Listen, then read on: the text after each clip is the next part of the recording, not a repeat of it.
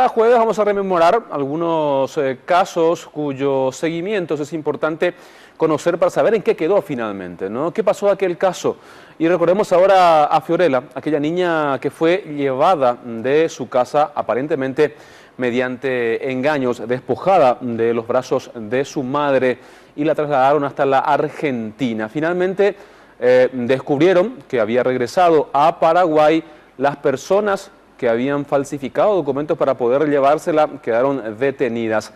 Ahora la investigación surge una nueva arista en la investigación. Al parecer era maltratada. Ella tiene deseos ya de conocerle a su madre. La niña había desaparecido a los 4 años. Se le cambió la identidad y una pareja la tenía como una hija. Hoy es sometida a un fuerte tratamiento psicológico en el Hospital Niños de Acostañú y vive en un hogar de abrigo. Aún sigue en un estado de incomodidad por lo que está viviendo. Según la defensora de la niñez, la pequeña tiende a querer volver con los que simularon ser sus padres porque recuerda lo mal que vivía con su madre biológica, de casa en casa buscando comida, aunque también recibía ciertos maltratos de su familia adoptiva. Y estamos aguardando todavía un informe del Servicio Forense del Poder Judicial. También la madre está en el mismo proceso, ¿verdad? Ella está siendo evaluada psicológica, psiquiátricamente también. Y se está aguardando el informe socioambiental del domicilio donde ella se encuentra residiendo. Se ha dado una situación de maltrato, de confusión, un sistema psíquico muy traumatizado.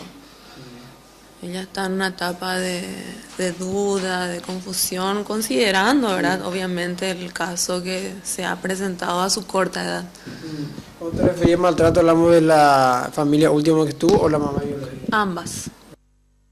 Cuando los psicólogos vean que se pueda dar un primer contacto con su madre, ese será el momento. Hasta hoy no hay una fecha estimada de ese reencuentro. El Ministerio Público está indagando al entorno de ambas familias para encontrar más pistas. La vecina de la madre real perdió la prisión domiciliaria y fue derivada al Buen Pastor. El que se hizo pasar por padre sigue en Tacumbú y su pareja con prisión domiciliaria, situación que el fiscal Víctor Villaverde apeló. Lo que se están en este momento realizando son citaciones de personas mencionadas tanto como por los procesados como por la madre de la niña para escuchar sus testimonios. La pareja está procesada por violación de la patria potestad y producción de documentos públicos de contenido falso.